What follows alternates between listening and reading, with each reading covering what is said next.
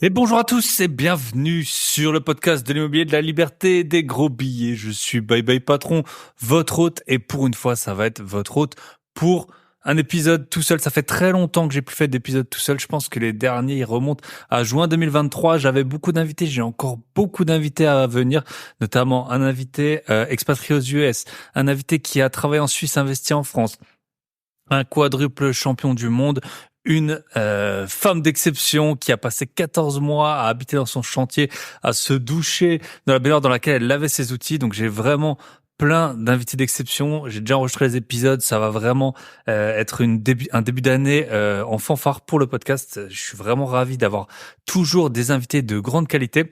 Mais je me suis dit, voilà, ça va être un petit moment. Là, je vais prendre un petit moment pour faire un épisode tout seul sur les biais psychologiques de l'investisseur. Pourquoi est-ce que j'ai décidé de traiter de ce sujet ? Parce que j'ai sorti une formation, si vous avez écouté la semaine dernière l'épisode avec Tony, vous le savez, mais j'ai sorti une formation sur la bourse, de la théorie au gros billets, comment j'investis en bourse depuis 9 ans. Et je partage 9 ans d'investissement, 9 ans de stratégie que j'ai pu avoir, de biais que j'ai également eu, parce qu'on a tous des biais. Et donc il y a 15 parties, il y a une partie sur les ETF, comment bien comprendre les ETF, lire le nom d'un ETF, savoir quels sont les frais, dans quelle société un ETF investit. Il y a une partie sur quand vendre une action, dans quel cas c'est le moment de vendre une action. Il y a une partie sur l'allocation d'actifs, quelle est sa part d'actions, de cash, d'obligations pour avoir un portefeuille performant. Putain, c'est difficile à dire ça, un portefeuille performant. L'allocation d'actifs, très important, la part d'action, la part d'obligation, la part de cash. Donc je vous partage ma stratégie et je vous partage aussi la stratégie des plus gros fonds et notamment des fonds qui ont des objectifs qui vous permettent d'avoir des objectifs en fonction de votre âge de départ à la retraite. Objectif 2025 si vous êtes très proche de la retraite, objectif 2065 si vous en êtes plus loin. Donc vraiment, je me suis un peu appuyé sur les meilleurs, je me suis appuyé sur des études pour savoir comment constituer un portefeuille. Je propose également une liste des actions par secteur. Donc déjà, je me base sur les meilleures études pour avoir la bonne répartition entre les différents secteurs. Qu'est-ce que fait Warren Buffett? Qu'est-ce que fait le fonds d'Abu Dhabi? Qu'est-ce que fait Vanguard sur ses principaux fonds? Pour savoir quelle part investir en technologie, en real estate, dans la santé, dans l'énergie. Et ensuite, je vous propose une liste de plein d'actions qui existent dans différentes parties du monde et sur différents marchés pour chacun des secteurs, parce que forcément, on n'a pas toujours des idées. Quand on parle technologie, on pense Apple, Microsoft, Alphabet, mais quand on parle santé, c'est déjà plus compliqué. Quand on parle société de real estate, côté, c'est donc immobilier, real estate, c'est beaucoup plus compliqué. Donc, je vous ai mis pour les 12 secteurs une dizaine d'exemples à chaque fois par secteur d'actions et en disant sur quel marché elles opèrent et dans quel secteur forcément. Donc, il y a il y a 15 parties, donc ça c'est quelques-unes des parties dont je vous parle rapidement. Et il y a une partie que j'ai fait, c'est sur la psychologie de l'investisseur, parce qu'en fait la psychologie de l'investisseur, elle est très importante, elle est même capitale pour avoir un bon portefeuille d'actions.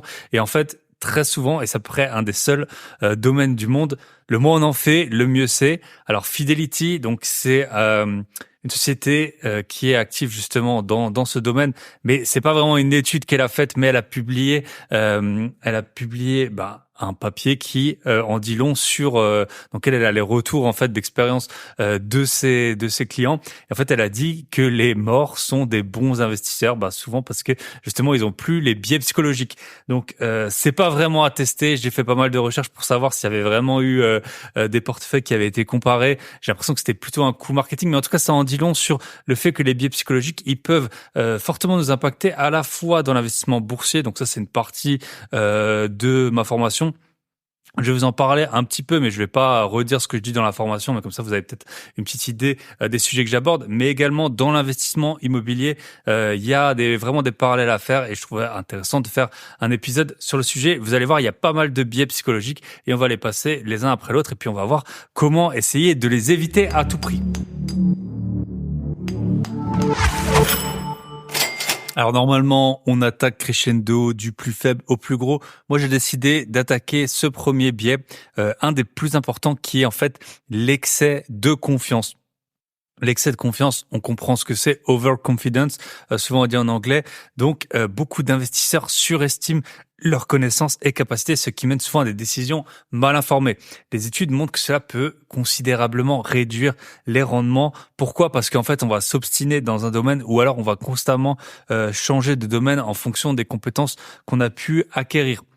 Et donc, sans prendre forcément un exemple, investissement immobilier, investissement boursier ou peut-être dans un autre domaine de votre activité professionnelle, une étude qui est assez parlante, donc c'est une étude qui est parue dans l'American Economic Review de 2004. Et en fait, on se fout un peu de l'année, c'est pas très important, mais cette étude, elle indique que 93% des conducteurs américains, et bon, ça doit être exactement pareil en France ou en Europe, en tout cas dans des proportions qui sont similaires, pensent mieux conduire que la moyenne. Donc forcément, la moyenne des gens, si on a écouté en cours de CM2, on sait que la moyenne, il y a c'est 50%, il y a la moitié dessus, la moitié en dessous. Et là, en fait, 93% des personnes interrogées pensent qu'ils sont meilleurs conducteurs que la moyenne. Et donc ça montre bien un peu l'excès de confiance, même si on est quelqu'un qui n'a pas forcément confiance en soi avec les gens, on a peut-être un biais de surconfiance envers soi-même. Et c'est soi-même, en fait, qui est un des pires ennemis de l'investissement. Donc, dans quel cas on peut voir ça? Le biais de surconfiance, on peut le voir notamment avec ce qu'on appelle... Donc c'est l'effet Dunning-Kruger. Je pense que c'est assez connu, vous avez peut-être déjà vu cette forme. Donc en fait, c'est le niveau de confiance par rapport à sa compétence. Donc en abscisse, vous avez la confiance, en ordonnée, la compétence. Et en fait, on voit que la courbe, elle va monter très très vite. Donc à peine on a un petit peu de compétence, on va avoir un niveau de confiance qui est très élevé. On appelle ça la montagne de l'ignorance. Et puis ensuite, plus on creuse le sujet, plus on a, ça s'appelle la chute de la réalité. Ensuite, la vallée de l'humilité. Donc c'est là où on se rend compte qu'on n'en sait pas tant que ça. Et puis ensuite, ça fait de nouveau une montée de l'apprentissage pour atteindre une sorte de plateau assez élevé. Donc ça fait, la courbe, elle fait un peu comme les bosses d'un dromadaire, avec tout de suite une grosse bosse. Ensuite, ça redescend et puis ça remonte. Donc cet effet Dunning-Kruger, il peut nous poser problème. Alors dans l'investissement boursier, on peut croire que on va tout défoncer, qu'on va faire des centaines de milliers d'euros parce que on a vu Le Loup de Wall Street et qu'on a lu la biographie de Jordan Belfort, ou alors qu'on est peut-être le seul de son entourage à avoir un compte titre ou un PEA, on va se dire moi j'en sais plus, regarde, moi j'ai des investissements boursiers, moi je vais y arriver, toi t'as rien compris. Et donc ça peut nous faire prendre des mauvaises décisions, par exemple investir beaucoup trop d'argent ou faire beaucoup trop d'opérations, penser que là on a compris que la société là elle est déjà à son pic, il faut revendre, ou alors qu'elle est trop basse et que de toute façon c'est la fin du monde et que les autres ils ont rien compris, et donc il faut vendre malgré la perte pour ensuite ne plus racheter, alors que peut-être que l'action elle allait remonter. Donc ça, sur les marchés financiers, on peut prendre des mauvaises décisions, essayer de timer le marché. Là, il y a plein d'études. Il y a notamment une étude de l'AMF qui a montré que ceux qui essayent de faire du trading, il y a 9 sur 10 qui ont perdu de l'argent. Ils ont fait une étude sur 4 ans. Et ils ont pu prouver que sur 4 ans, il y avait plus de 80%, c'était quasiment 9 investisseurs. Enfin, si on dit investisseurs pour les traders, pour moi, les investissements, notamment en bourse, c'est du long terme. En immobilier aussi, de toute façon, les frais de notaire, ils nous plombent tellement le court terme quand on paye entre 7 et 10% de frais de notaire et d'enregistrement en fonction des biens. On voit bien que le trading sur l'immobilier très compliqué. Les flips, on peut pas faire comme on peut le faire aux États-Unis, et comme notamment Nick il l'a fait sur notre podcast privé.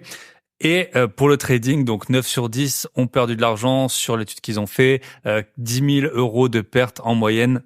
Si vous voulez voir l'étude, j'ai mis un extrait d'ailleurs sur la page de présentation de la formation sur la bourse. grosbiais.com/bourse, comme ça vous avez le lien une bonne fois pour toutes.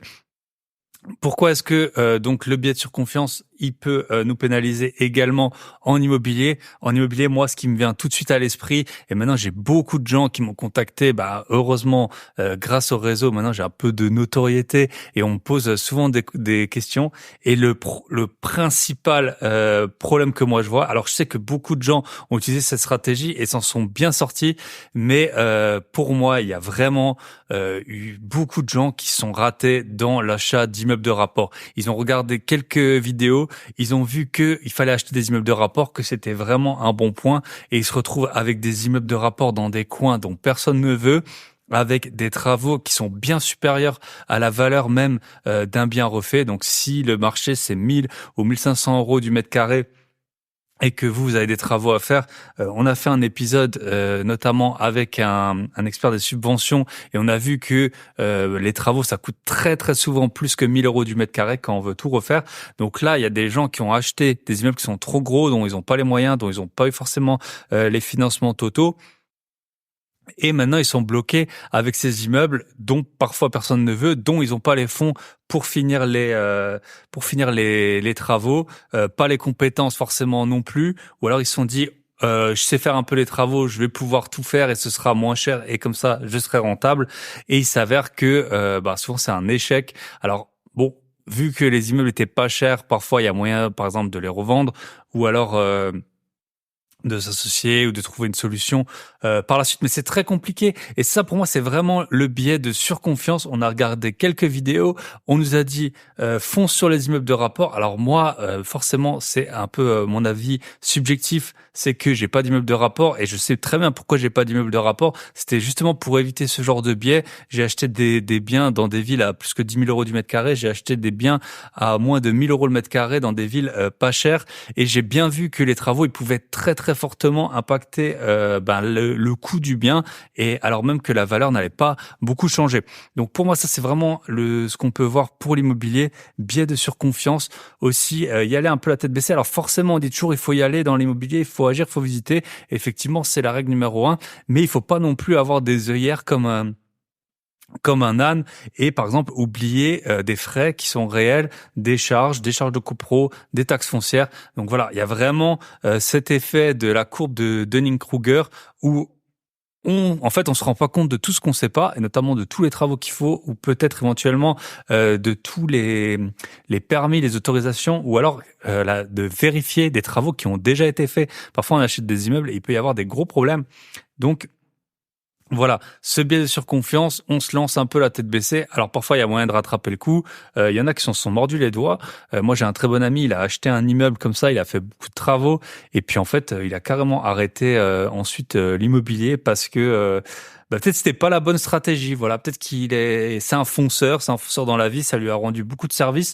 Mais là, pour le coup, ça lui en a pas trop rendu. Donc le biais de surconfiance dans les marchés financiers, c'est essayer de timer le marché, essayer d'être plus intelligent que le marché, alors qu'en fait, la base, c'est ce que j'explique notamment quand je parle de la bourse, c'est de prendre la tendance. C'est pas d'essayer de timer le marché, battre le marché. Vous allez perdre votre temps et très probablement de l'argent. On suit la tendance. La tendance, pour vous donner un exemple, si vous avez 100 000 euros aujourd'hui de côté, que vous investissez en bourse, si vous suivez les rendements, alors bien sûr, les résultats passés ne présagent pas des résultats futurs, mais si vous faites rien du tout, que vous avez vous prenez juste la tendance du S&P 500, donc les 500 plus grosses capitalisations boursières américaines. Si vous avez 100 000 euros aujourd'hui, dans 30 ans, vous avez 1,8 million en ayant déduit les frais, par exemple, de votre ETF sur le sujet.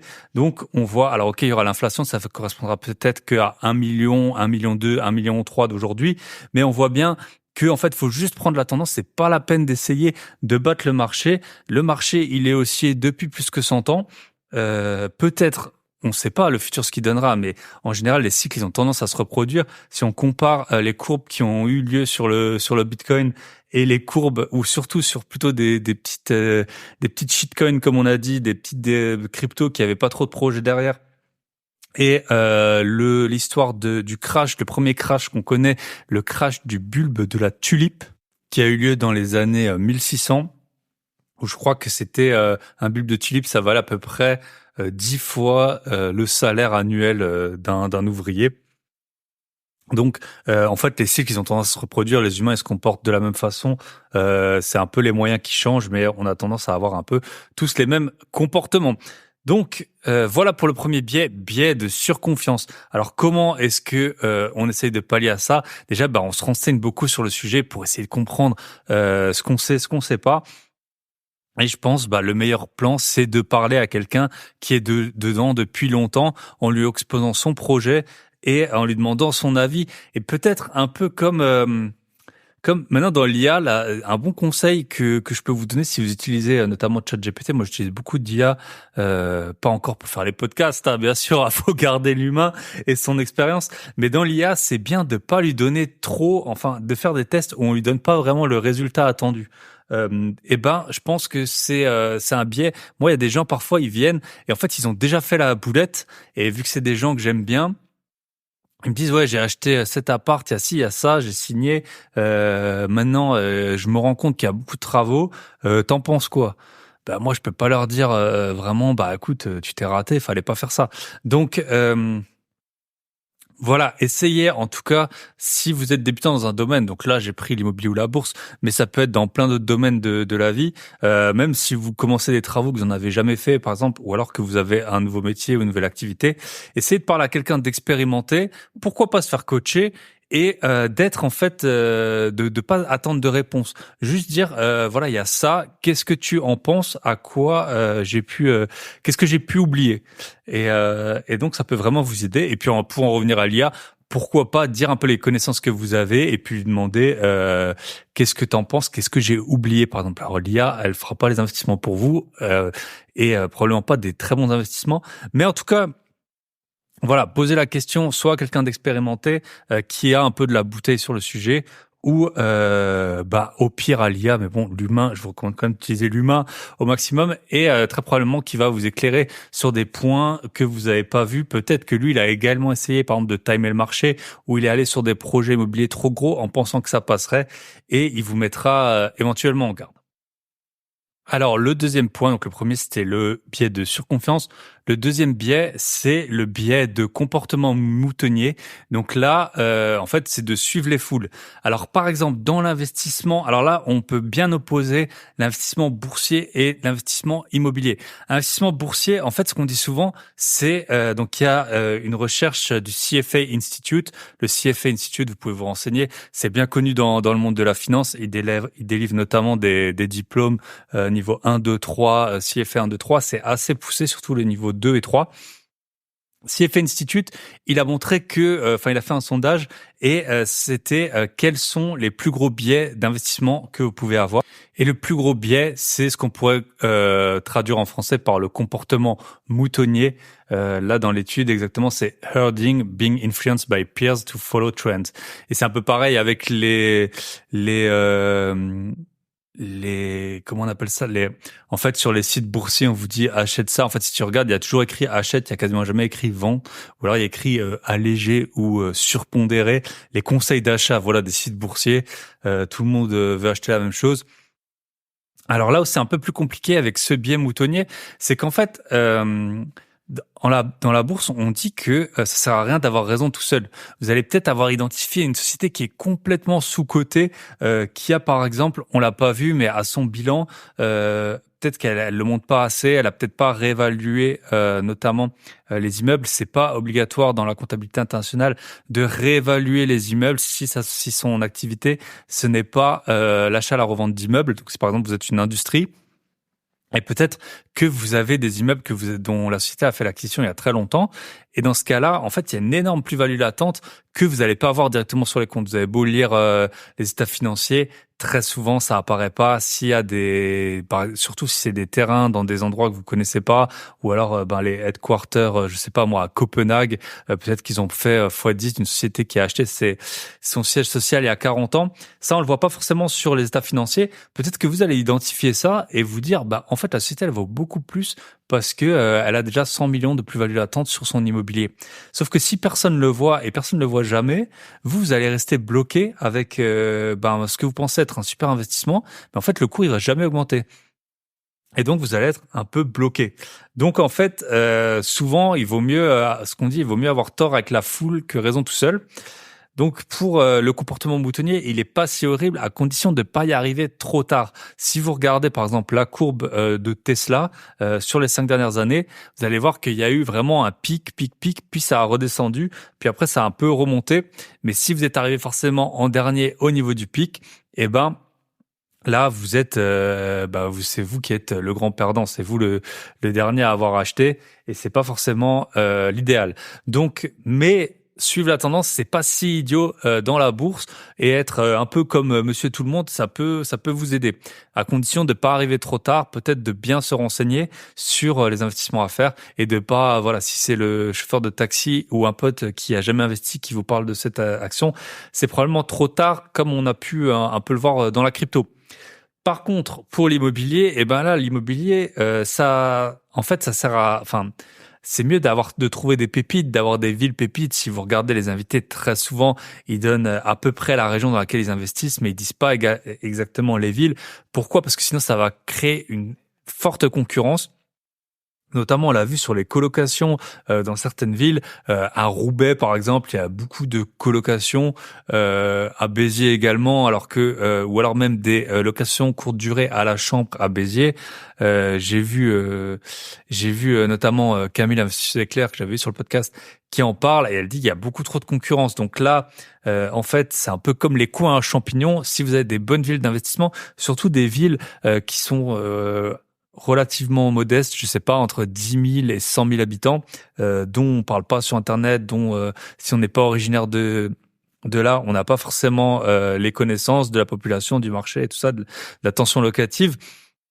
Eh ben, être le seul dessus, c'est pas bête parce que vous allez avoir beaucoup moins de concurrence à l'achat, vous allez avoir beaucoup moins de concurrence à la location. Si vous faites des travaux, vous allez avoir des biens de qualité, vous allez être le seul à faire ça. Alors que dans les villes, la plus connue, c'est Saint-Étienne, tout le monde s'est un peu rué là-dessus. Il y en a qui ont fait des super biens, mais il y en a beaucoup qui l'ont fait, alors que la demande locative n'était pas forcément là et elle n'avait pas forcément les moyens de payer plus que parce que vous avez juste fait des biens qui sont au goût du jour et refaits à neuf et qui vous ont peut-être coûté très cher par rapport au prix du marché. Donc le biais moutonnier, pas si horrible d'un point de vue bourse, plutôt handicapant. Et pareil, le jour où vous allez vouloir revendre, c'est comme un peu les programmes de défisc. Tout le monde a la défiscalisation sur la même période. Et ensuite, quand vous voulez vendre, vous êtes en concurrence avec tous les autres propriétaires de l'immeuble. Donc faire très attention à ce comportement moutonnier. C'est pas parce que il y a un investisseur qui a investi par exemple à Budapest, ça a été un peu à la mode, les plus gros youtubeurs IMO d'il y a 5 ans, ils avaient acheté à 1 000 € le mètre carré dans les meilleurs arrondissements de Budapest. Voilà, maintenant, je crois qu'ils sont dans les 7 000 €. J'avais été invité par un auditeur et un invité du podcast à Budapest et ça a fait x7. Donc voilà, si vous arrivez à ce moment-là, c'est très probablement trop tard et le gros de la plus-value a déjà été pris par d'autres. Alors le biais numéro 3, donc on a fait le biais de surconfiance et le biais du comportement moutonnier, c'est celui que j'ai appelé le surréagir face à la perte. Donc après des pertes financières importantes, il y a beaucoup d'investisseurs qui arrêtent d'investir et notamment dans la bourse. Peut-être c'est des investisseurs qui ont été pris au jeu du biais de surconfiance, qui ont essayé de trader, timer le marché, qui sont rentrés peut-être à un mauvais moment suite peut-être justement à un comportement moutonnier où tout le monde commençait à gagner de l'argent avec la bourse, où ça a aussi pu arriver avec la crypto. Là, pendant 2-3 ans, la crypto, c'était très calme. Là, ça repart. On en reparle. Il y a eu l'histoire de l'ETF qui a été, les ETF sur les bitcoins qui ont été approuvés par la SEC. Et donc, là, vous voyez que si vous avez été influencé par les 2 premiers biais, en fait, vous allez peut-être perdre de l'argent. Et on le sait, l'humain déteste perdre de l'argent parce que en fait, la perte, voilà, l'aversion à la perte est bien pire que la joie provoquée par un gain. Perdre 100 €, vous allez vous en souvenir pendant longtemps, alors que gagner 100 €, peut-être que vous allez vouloir les rejouer pour faire x2, etc. Donc ça n'a pas du tout la même la joie que ça rapporte de gagner 100 € n'est pas du tout comparable à la perte qui est vraiment horrible pour l'être humain. Pourquoi? Ben on le sait, dans les temps anciens, perdre ça voulait souvent dire mourir. Donc il valait mieux peut-être ne pas manger un jour que de se faire manger par un tigre à dents de sabre. Donc ce qui peut arriver, c'est que on a essayé de timer le marché, on a eu le biais de surconfiance, on a perdu de l'argent et du coup, on a arrêté.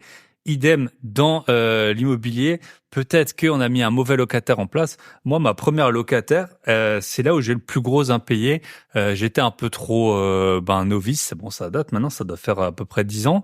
Elle m'a payé au début, puis après, elle a eu 5 jours de retard. Et puis, du coup, elle me payait le 10 du mois. Et puis ensuite, elle me payait le 15, le 20. Et puis, à la fin, je me suis retrouvé avec plusieurs mois d'impayés. J'ai dû aller au tribunal. J'étais plaidé moi-même, etc. Finalement, on s'en est bien sorti. L'appartement a pris beaucoup de valeur, je l'ai revendu. Mais je me suis pas découragé et heureusement parce que maintenant voilà, déjà j'ai ce podcast, j'ai toute cette communauté que vous représentez et que j'apprécie très particulièrement et qui me procure beaucoup de bonheur. Et puis j'ai les gros billets qui tombent chaque mois, des lots dont j'ai pu faire l'acquisition. Voilà, je suis passé une bonne vingtaine de fois au moins chez le notaire depuis. Donc voilà, l'aversion à la perte, ça peut nous dégoûter, peut-être comme quelqu'un qui aurait une rupture sentimentale compliquée et qui aurait renoncé à sa vie sentimentale pour toujours. Voilà. Donc en tout cas, c'est un biais qu'on peut avoir également. Et après, il y a le pendant de ce biais. Donc on va tout de suite attaquer. Donc c'est le biais numéro 4. Donc je vous rappelle le 1, surconfiance, le 2, moutonnier, le 3, aversion, surréagir face à la perte. Le quatrième, c'est celui que j'adore, c'est confondre chance et talent. Et en anglais, ça sonne encore mieux, c'est don't confuse brain with bull market. Donc ne confonds pas ton cerveau ou l'intelligence avec le marché. Un marché, donc quand on dit boule, c'est le taureau avec ses cornes, il envoie vers le ciel les cours de bourse, les cours des actions, à l'inverse de l'ours, bear, qui quand c'est un bear market, lui, avec ses griffes, il vous pousse vers le bas. Donc don't confuse brain with bull market, ou alors en français, on peut dire ne confondre chance et talent. Souvent dans l'investissement boursier, on a vite fait de se dire, ouais, tu vois, moi j'ai acheté du Bitcoin, enfin, soit dans les cryptos, j'ai acheté du Bitcoin en 2017, je suis un génie, maintenant ça vaut tant. Ou alors j'ai acheté des actions Tesla, des actions Apple, des actions LVMH qui ont pris beaucoup de valeur. C'était sûr, quand je regardais, c'était sûr que ça allait monter, etc. Toi, tu l'as juste pas vu, etc. Il faut dire qu'il y a quand même une bonne part de chance, il y a une bonne part de cours qui s'est envolé, il y a eu les taux d'intérêt faibles qui ont fait énormément monter le prix des actifs. Et donc ça, on l'a pas maîtrisé et on peut difficilement dire que c'est du talent, surtout dans les marchés boursiers ou sur les biens qui sont très liquides. Tout le monde a près le même niveau d'information ou alors c'est des initiés et c'est illégal. Donc voilà, ne pas confondre. Donc c'est en fait le pendant. Soit on surréagit face à la perte et on n'investit plus, soit le risque qu'on peut avoir, c'est en fait le marché, il est haussier, on a gagné de l'argent et puis on commence à mettre un peu toutes ses économies, à hypothéquer sa maison pour acheter du Bitcoin ou voilà, mettre en bourse à un rythme qui est insoutenable pour profiter en fait de cette hausse et penser que en fait c'est juste qu'on a été très intelligent, qu'on a su bien investir. Après, à l'inverse, donc là, ça va être un biais de nouveau où pour l'immobilier c'est différent, comme pour le comportement moutonnier. Faut bien faire la part des choses. Vous pouvez avoir un marché qui a pris de la valeur et là, en fait, faut dire ce qui est, vous n'en saviez rien. La plupart du temps, à moins d'avoir vraiment découvert la pépite, il y a des marchés qui sont devenus fous. Il y a des villes, notamment dans l'ouest de la France, qui ont connu des prix qui ont grimpé de façon exponentielle en très peu de temps et peut-être que la ville s'est un peu améliorée, mais est-ce que ça justifie que les prix aient été multipliés par 2, 3 je pense par exemple à Nantes qui a pris, alors moi j'ai jamais été à Nantes, mais là je vois que sur 10 ans ça a pris plus 34%. Bon, je pensais que c'était encore pire, peut-être qu'il y avait eu encore avant, ça avait déjà pris de la valeur, mais Nantes c'est souvent cité à présent, alors je suis désolé pour les Nantais, mais comme une des villes les plus craignos de France, où j'ai vu, je crois que c'était là-bas, qu'il y avait une appli pour comment rentrer chez soi sans se faire agresser, un genre de Google Maps. Donc voilà, si vous avez investi à Nantes, tant mieux, ça a pris de la valeur. Mais voilà, ne pas confondre donc le fait que le marché était haussier avec une sorte d'intelligence. Après, par contre, dans l'investissement boursier, Et je me répète, je suis désolé pour les Nantais, j'ai jamais été là-bas. Si ça se trouve, votre ville, elle est géniale. Mais en tout cas, donc j'ai vu l'appli, elle s'appelle Wayfi. C'est comme Waze, mais version safe. Je suppose tu peux rentrer chez toi sans te prendre, sans te faire agresser, sans te faire dépouiller de tes gros billets. En tout cas, donc il y a une part de chance dans l'évolution des prix. Clairement, on n'y peut rien. Là, on le voit bien. Vous aviez beau avoir super bien acheté avant la hausse des taux.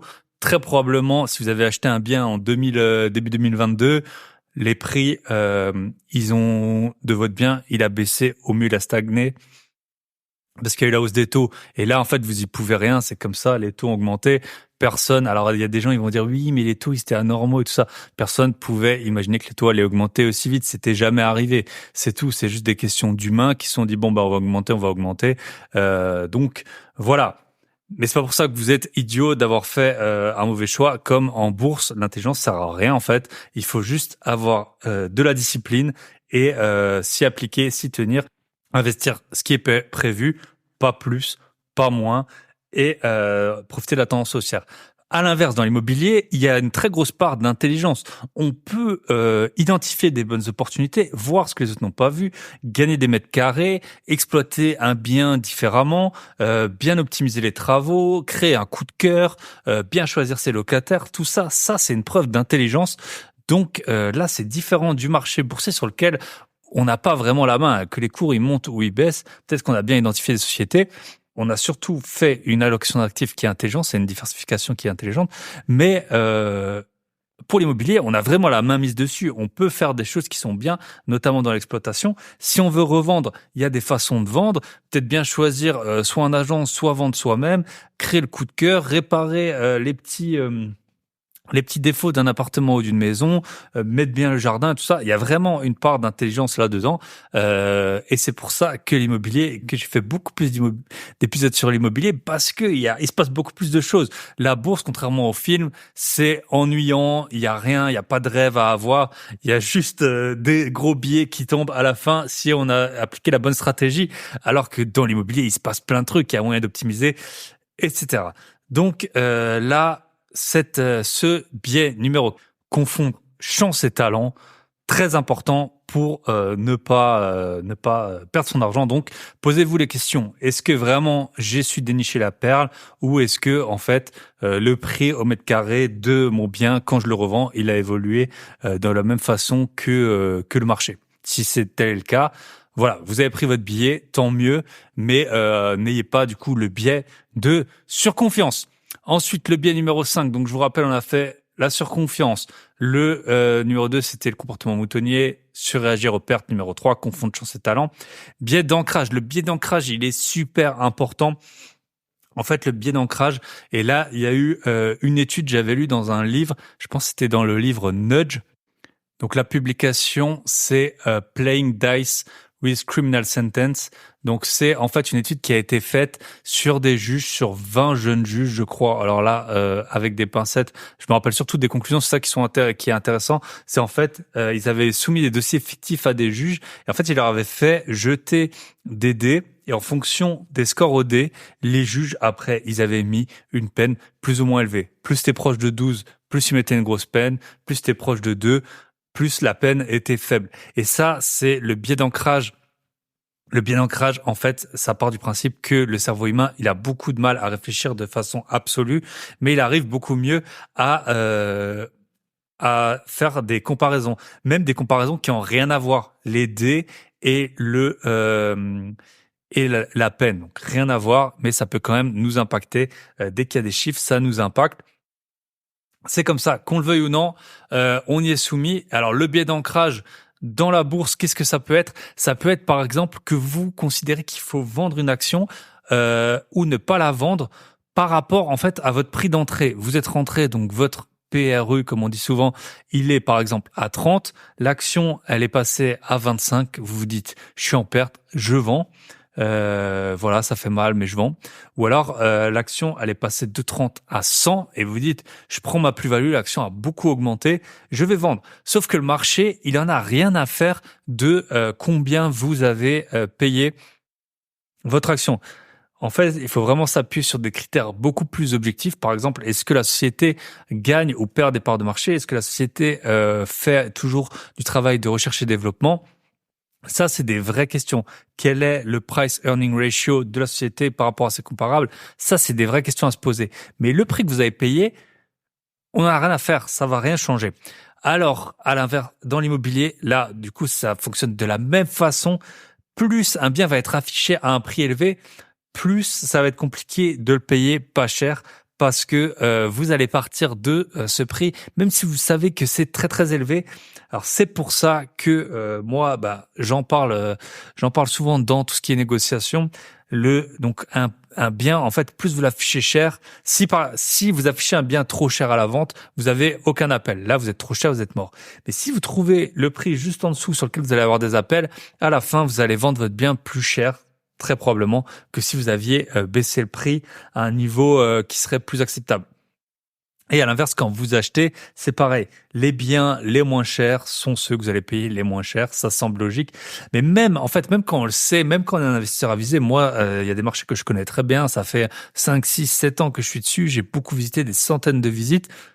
Mine de rien, le prix qu'on a, il nous impacte. C'est impossible autrement. Et les offres, même si du coup on va faire une offre peut-être à moins 40%, ça m'est déjà arrivé parce que les biens ils étaient vraiment vraiment trop chers. Et ben ça se trouve si le bien il était affiché 40% de moins, et ben j'aurais quand même fait une offre encore plus basse. Donc vraiment, quoique, et c'est pareil pour les devis des travaux, on va toujours négocier moins 1000 euros, moins 2000 euros peut-être, mais le prix de base, une fois qu'il est fixé, eh ben, on a du mal à en dévier. Et c'est pareil dans le monde professionnel. Parfois, il y a quelqu'un qui va venir avec un rapport. Il aura déjà tout préparé. Et ensuite, dans les réunions, vous allez juste discuter d'un ou deux points comme ça, même si c'est pas des chiffres, d'un ou deux points de ce futur projet, de cette future campagne, de cette future loi, peut-être si vous travaillez dans le public. Et en fait, vous allez plus discuter des fondamentaux parce que sous prétexte qu'il a déjà tout préparé, on va pas tout remettre à zéro. Et donc en fait, on discute juste des petits points comme ça. Et c'est comme ça souvent qu'il y a des lois ou des choses qui se passent en entreprise qu'on n'aurait pas forcément voulu, mais vu que quelqu'un est déjà venu avec un truc fixe. Après, on a juste négocié à la marge, peut-être quand est-ce qu'on va l'appliquer, peut-être changer une ou deux tournures de phrases, et on va plus se poser la question de mais attends, est-ce que c'est vraiment ça qu'on voulait? Est-ce qu'on voulait vraiment une nouvelle procédure pour ça, ou est-ce que la procédure qu'on avait elle marchait? Là, ça nous rajoute plein de trucs. Pourquoi on fait ça? Parfois, on oublie complètement ça. On va se dire ah bah non, cette étape, je suis pas d'accord, mais on va oublier l'essentiel. Donc voilà, ça c'était le biais numéro 5, biais d'ancrage, ça sert dans tout dans la vie. Je pense qu'on a des enfants, on peut assez bien s'en sortir pour négocier, on peut bien s'en servir pour négocier des choses avec eux. Alors le biais suivant, donc je l'ai appelé, j'ai lu plein de choses dessus, je l'en ai lu aussi en anglais, donc je sais pas exactement comment ça peut se traduire. Je l'ai appelé peur d'investir au plus haut. Donc en fait, souvent, que ce soit à la bourse ou dans l'immobilier, les prix, ils ont tendance à monter. La bourse, bah justement, c'est tout le principe, c'est de suivre la tendance. Et dans l'immobilier, on profite à la fois des loyers et éventuellement des hausses des prix du marché. Historiquement, notamment grâce au taux faible pendant la période 2008-2022, eh ben le prix des actifs a augmenté. Et en fait, ce qui se passe, c'est que du coup, les biens, ils ont jamais été aussi chers. Et on attend pour rentrer. On se dit, c'est pas le bon moment pour rentrer. Les prix, ils vont baisser. J'attends que ça baisse. Alors, faut faire très attention par rapport aux biais moutonniers, parce qu'en fait, ils peuvent venir un peu en contradiction. Mais donc, on hésite vraiment à se lancer. Et en fait, il y a des études qui ont été faites. Moi, c'est vrai que c'était un biais que j'avais, mais je me suis renseigné. Ça fait déjà bien longtemps que je me suis renseigné sur le sujet. Et il y a eu des études qui ont été faites sur le marché boursier. C'est hyper simple parce qu'on a les données. Sur le marché immobilier, il suffit de prendre la courbe d'augmentation des prix. On se rend bien compte que si on était rentré il y a 5 ans quand c'était cher, et même aujourd'hui, avec la légère baisse qu'il y a pu y avoir à cause de la hausse des taux, on a fait plutôt une bonne affaire. Et donc sur les marchés boursiers, c'est prouvé en fait que rentrer sur un plus haut de marché, historiquement, vous avez plus de chances d'avoir des meilleurs retours que si vous rentriez à un autre moment. Donc parfois on dit le CAC 40 a atteint 7000 points, 7200 points, 7300 points, et on se dit mais ça a jamais été aussi haut, c'est pas le moment de rentrer. Alors bien sûr, tout ce que je vous dis, ce n'est pas des conseils en investissement, vous le savez très bien. Moi, je suis juste là pour vous éclairer et vous montrer la voie dans tous les cas, dans tous les contenus, les interviews qu'on peut faire. Forcément, c'est pas des conseils, je vous dis pas d'investir là-dedans ou non, mais j'essaie vraiment de vous éclairer un peu sur les biais qu'on peut avoir. Et donc, rentrer sur un plus haut de marché, il a été prouvé que c'est un très bon moment sur les investissements boursiers. Si vous voulez, si vous savez un peu lire l'anglais, il y a notamment un bon article qui est assez court dessus de Wilmington Wire, Investing at a Market All-Time High. Donc on dit souvent ATH pour ceux qui connaissent la crypto, Overcoming a Fear of Height. Ne pas avoir le vertige en fait. Je vous conseille de le lire, il date de 2021. Et donc, il montre bien les rendements qu'il y a pu avoir. Et donc, les rendements, ils sont supérieurs quand on rentre sur un plus haut de marché que quand on rentre sur un moment lambda ou une baisse. On dit aussi en bourse, ne pas essayer d'attraper un couteau qui tombe. Ça vient probablement d'une conséquence en fait de ça. Donc, rentrer sur un plus haut de marché, quand on est investisseur immobilier, c'est embêtant. On se dit, punaise, il y a 2 ans. Alors là, en ce moment, vu que là, il y a eu la hausse des taux, on se dit, bon, il y a 2 ans, je payais 500, maintenant je paye 700. Mon remboursement, même si je paye moins cher le bien. Et avant, on se disait, bon, punaise, avant, c'était le même appartement, il coûtait 70 000 euros, maintenant, il coûte 85 000, c'est plus le moment, je vais attendre, etc. Sauf que peut-être pendant ce temps, vous avez perdu, si vous êtes dit ça, vous avez perdu 3 ans de loyer, et en fait, la valeur de votre bien, elle a continué à grimper, et même si elle baisse, tant pis, on prend les loyers, le bien, il est rentable, il s'autofinance au minimum, surtout si vous avez fait des acquisitions il y a quelques années, et on en profite bien, et si ça monte, tant mieux, et sinon, on encaisse, on rembourse, et on arrive encore à payer les taxes foncières et même les taxes d'habitation sur les LCD pour les malheureux qui n'ont pas réussi à obtenir de dégrèvement. Donc voilà, le biais, la peur, on pourra appeler ça le biais du vertige, la peur des all-time high. Alors, le biais suivant, donc je vous fais un petit rappel, donc il y a eu les biais de surconfiance, biais de comportement moutonnier, aversion au risque, confondre chance et talent, biais d'ancrage. Et là, alors, j'ai cherché parce que j'avais lu un livre en anglais là-dessus, enfin un livre qui parlait de ça en anglais. Donc en français, on appelle ça effet de dotation, biais de dotation. Et en fait, c'est aussi lié à l'escalade de l'engagement. Donc en fait, l'effet de dotation, c'est le fait de quand on possède quelque chose, d'y accorder plus de valeur par rapport à si on le possédait pas. Donc si on possède un appartement dans une ville, peut-être que la ville elle a tendance à se dégrader, le quartier il se dégrade, mais vu qu'on le possède, on a tendance à lui donner plus de valeur et à s'y accrocher et pas vouloir le vendre alors qu'il nous cause beaucoup de soucis. Et à l'inverse, et pareil pour la bourse, peut-être qu'une action elle est en train de prendre un cours complètement débile. On se rend compte si on regarde les ratios boursiers qu'il y a rien qui justifie que ça vaut autant.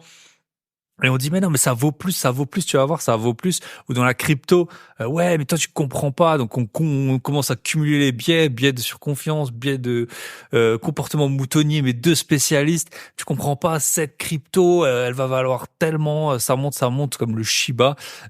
Donc biais de dotation, donc c'est quand on possède quelque chose, on a tendance à lui donner une valeur qui est un peu qui est supérieure si on la possédait pas. On n'analyserait pas de la même façon une action qu'on possède ou un bien immobilier qu'on possède par rapport à si on ne le possédait pas et qu'on devait l'acheter aujourd'hui. Ça peut conduire à quoi? Ça peut conduire à garder une action qui a beaucoup baissé en se disant non mais en fait tu comprends pas, ça va remonter, ça a toujours remonté, c'est une action que je connais bien.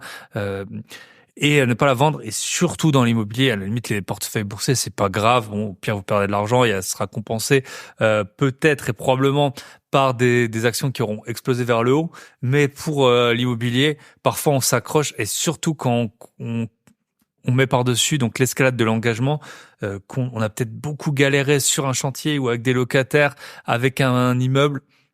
L'épisode de la semaine dernière, c'était avec Tony. Lui, il a parlé de quand il a vendu un immeuble, ça lui a enlevé une énorme épine dans le pied.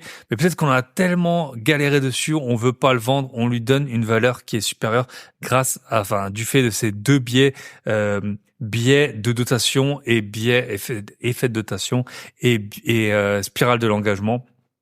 On veut pas en sortir. Et ça, en fait, ça peut arriver aussi, la spirale de l'engagement dans tout ce qui est travail. Moi, ça m'est arrivé dans mon premier travail, j'étais auditeur, je travaillais beaucoup, beaucoup, beaucoup. Et en fait, chaque année, on vous fait monter des genres de grades qui sont complètement bullshit. Enfin, c'est des vrais grades parce qu'en fait, on vous confie toujours plus de responsabilités pour des salaires qui sont assez limités.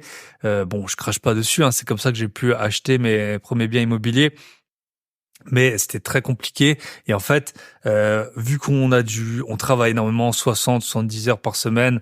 Il y a pas longtemps, j'avais posté sur Instagram que j'avais un réveil le 31 décembre à 3h45 pour aller contrôler un inventaire alors que j'étais en vacances. J'avais que 5 semaines de vacances et pendant les vacances, on me faisait revenir pour aller contrôler dans le froid une quincaillerie où tout était en allemand.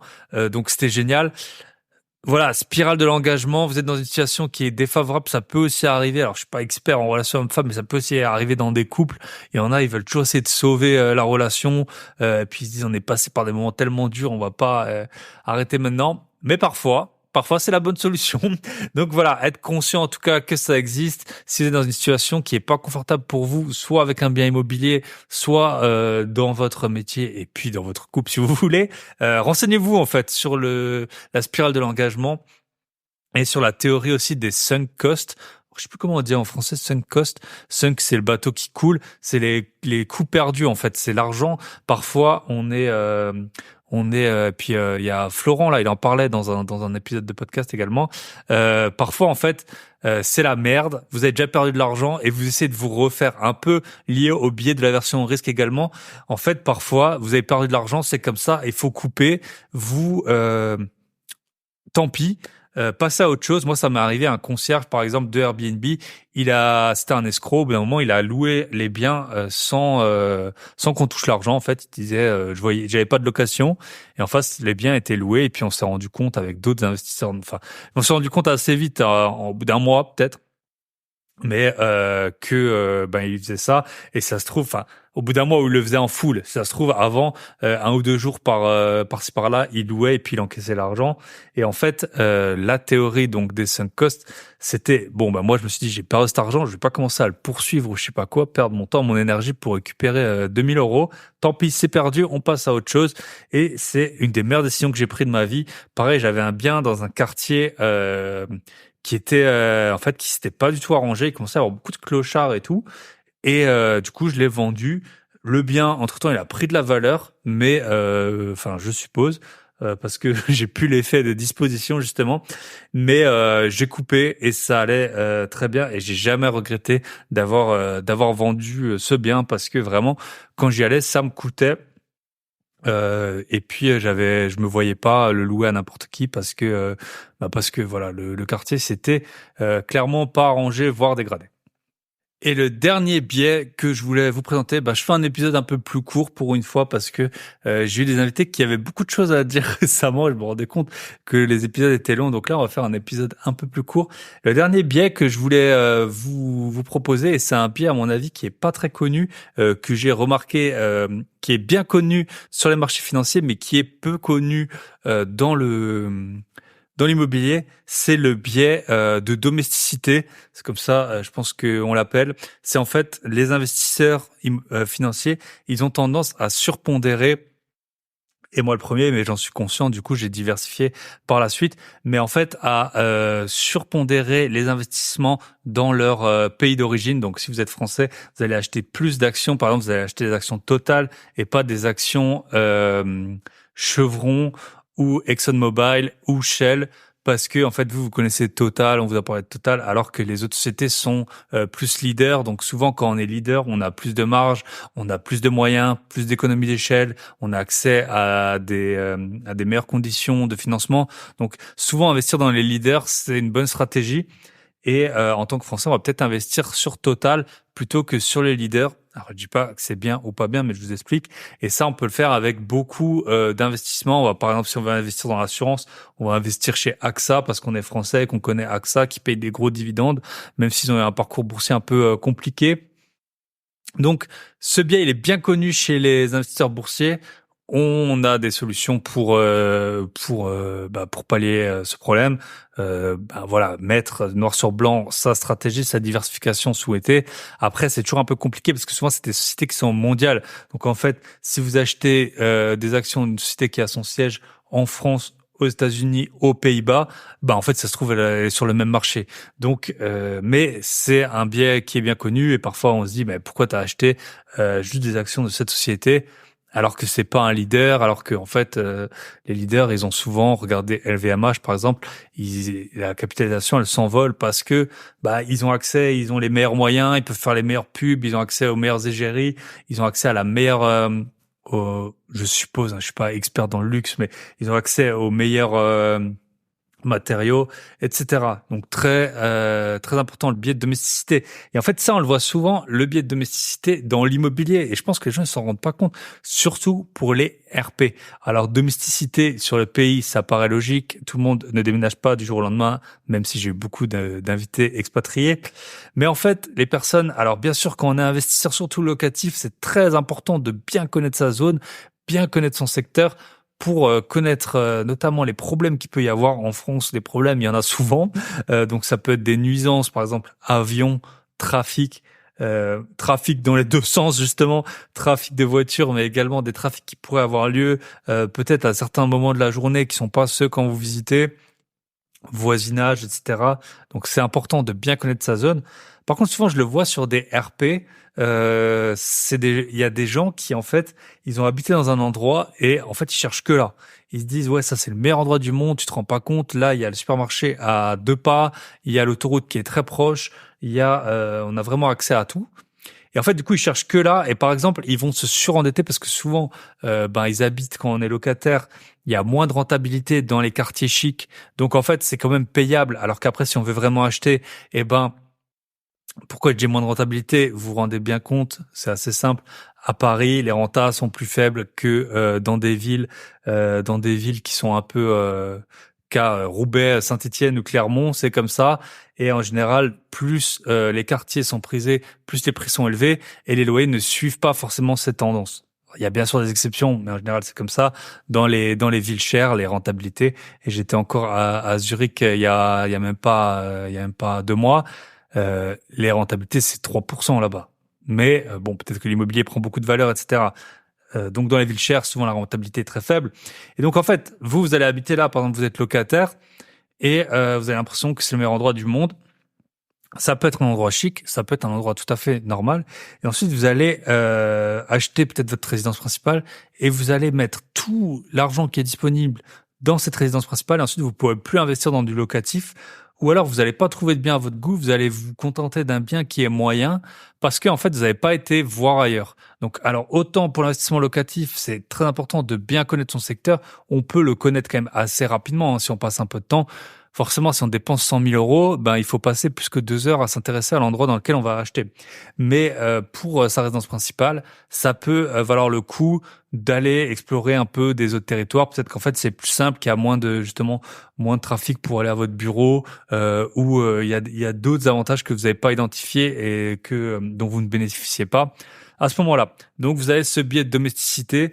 Moi, je l'avais aussi quand j'étais plus jeune et en fait, un peu par la force des choses, j'avais déménagé dans un autre quartier et puis il s'avérait que c'était très bien et qu'il y avait beaucoup de points positifs. Il y avait quelques trucs en moins, mais je trouvais pas de bien dans mon budget et dans les conditions que je souhaitais à cette époque-là.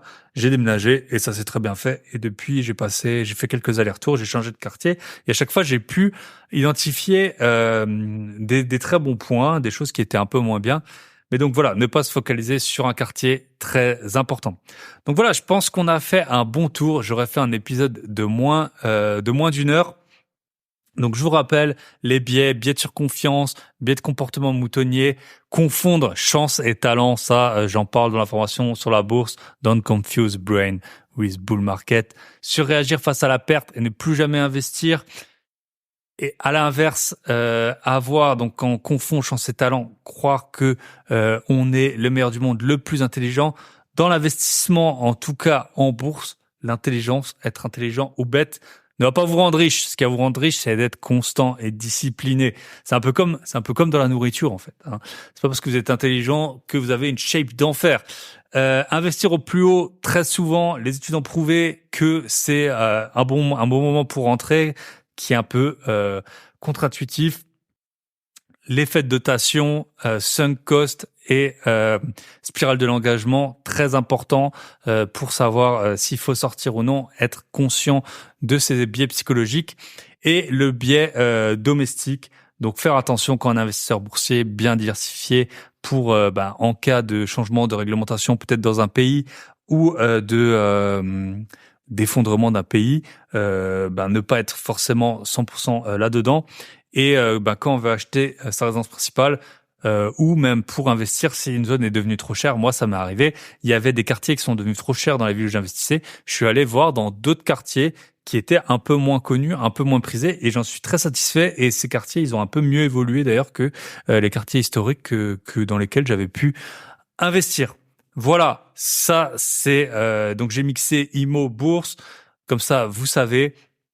Si vous voulez la formation investir en bourse, de la théorie au gros billet, elle est disponible, prix de lancement pour les 50 premiers, c'est à moins de 100 euros, et en plus avec les parrainages et tout ça, vous pouvez récupérer soit en remboursement de frais de transaction, soit directement en liquidité, plus que le prix de la formation. Vous allez sur grosbillet.com/bourse et vous saurez tout si vous le souhaitez. Sinon on se retrouve la semaine prochaine avec un invité d'exception ou peut-être une invitée. Je vous souhaite une très bonne semaine. Prenez soin de vous, prenez soin de vos proches, prenez soin de vos gros billets et pensez à partager, à liker, éventuellement à commenter si vous êtes sur YouTube cet épisode. À très bientôt. Bye bye.